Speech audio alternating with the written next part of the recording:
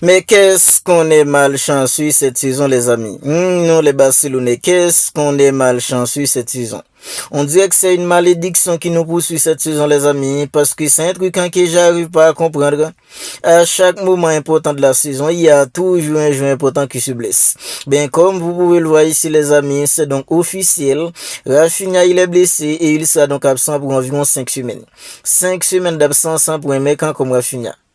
C'est pas une perte considérable en tout ça à la prochaine des quarts de finale de la Ligue des Champions?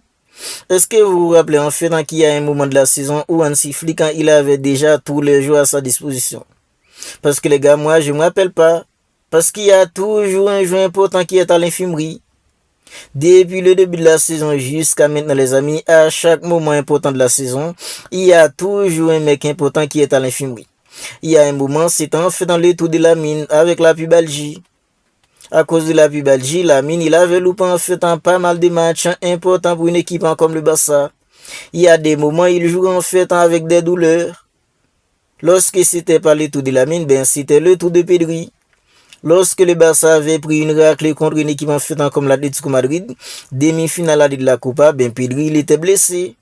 Lorsque Pedri il était blessé, on était en train de dire oui, s'il y avait un moment pour que Pedri se blesse, c'était ce moment-là. Ben sans Pedri contre une équipe comme l'Atlético Madrid en demi-finale aller, on avait pris une raclée 4-0. Pour le match retour, Pedri il était là, il avait tout essayé, mais les gars en fait dans le Barça n'avaient pas réussi à compléter la remontada. Lorsque c'était pas le tour de Pedri, ben c'était le tour de Frenkie de Jong.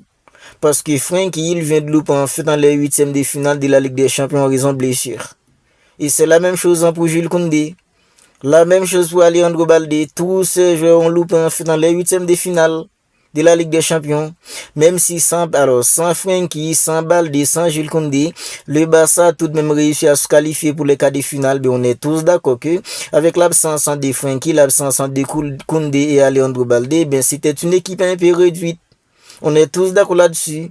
Rafinha qui est blessé, maintenant il avait déjà passé pas mal de temps en dehors du terrain en raison de blessure.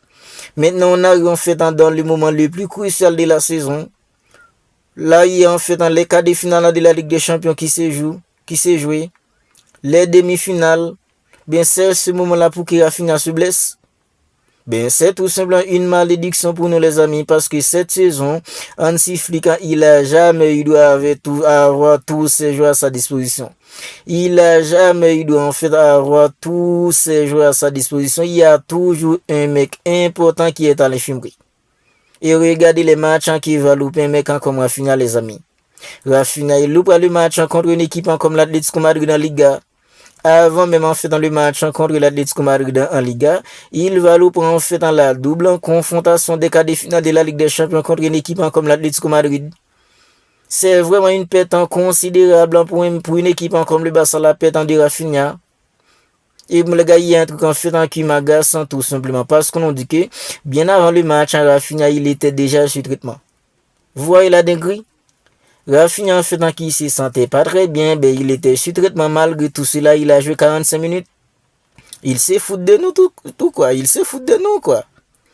Parce que les gars, c'est un truc que j'arrive pas à comprendre. Rafinha en fait qui sait exactement que les quarts de finale de la Ligue des Champions se rapprochent.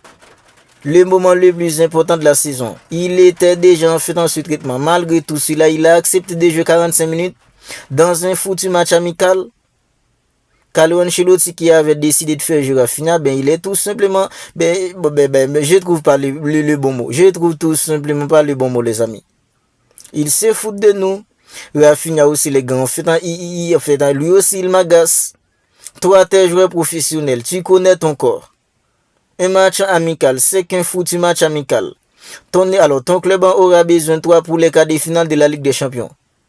T'as accepté de jouer 45 minutes dans un foutu match amical, sachant que t'avais des douleurs.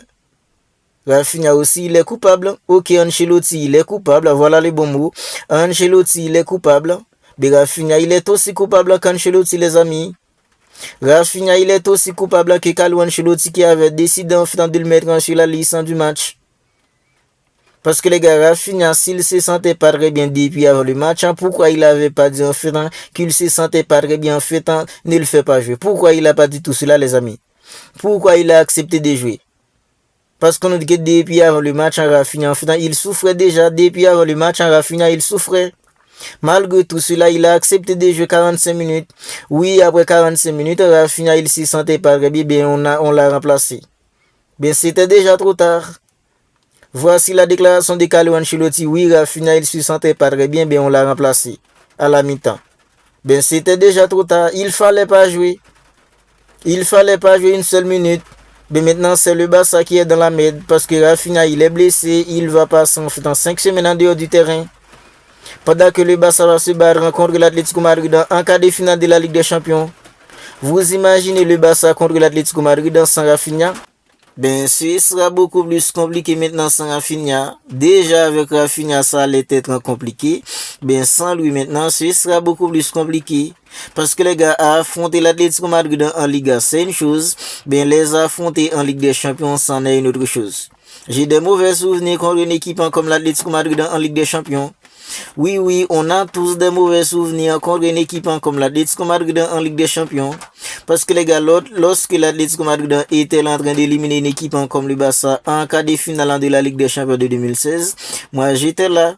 J'ai regardé en fait dans la double confrontation contre l'Atlético Madrid lors de la Ligue des Champions de 2016.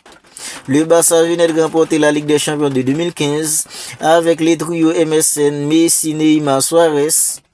Ben 2016, quart de finale contre l'Atlético Madrid. Il y avait en fait un Godin en défense. Il y avait des mecs comme Griezmann qui était à son prime à ce moment-là. Ben l'Atlético Madrid a éliminé une équipe comme le Barça. Malgré le fait qu'il y avait en fait des mecs comme Messi, Neymar, Suarez, il y avait Andrés Iniesta. Ça les a pas empêchés d'éliminer une équipe comme le Barça. Parce que l'Atlético Madrid dans une double confrontation, c'est dangereux pour n'importe quelle équipe. Voilà pourquoi en fait dans l'absence de Rafinha, c'est vraiment un coup dur. Parce que Rafinha avec lui, il sera en fait une âme en plus. Ça l'était une âme en plus. Parce que Rafinha, à n'importe quel moment, il peut sortir un but de nulle part. Et au-delà des buts qui pouvaient sortir Rafinha de nulle part, quand Rafinha il est sur le terrain, on sent que l'équipe est galvanisée. Parce que Rafinha, c'est les mecs qui peuvent commencer à faire les efforts dès la toute première minute jusqu'à la dernière minute. Ça, c'est Rafinha. Quand Rafinha, il est là, quand il fait les efforts, quand il en fait un coéquipier est en train de faire de la nonchalance, bien Rafinha, il le gueule. Il crie en fait sur ses coéquipiers pour qu'ils arrivent à être motivés, pour faire le pressing, pour faire les contre-pressing. Ça, c'est Rafinha, c'est le vrai leader dans la main de l'équipe. Ok, Lamine, c'est le leader technique, parce que les gars, quand on parle de technique, Lamine, c'est le mec en fait qui a un panoplie beaucoup plus complet en attaquant du Barça. Lamine, il peut prendre le ballon, il peut dribbler 2-3 joueurs, il peut faire une passe en millimétré. Rafinha, c'est pas le mec le plus technique, ben c'est le leader dans l'âme, parce que quand Rafinha est là, on sent qu'il y a un vrai leader sur le terrain.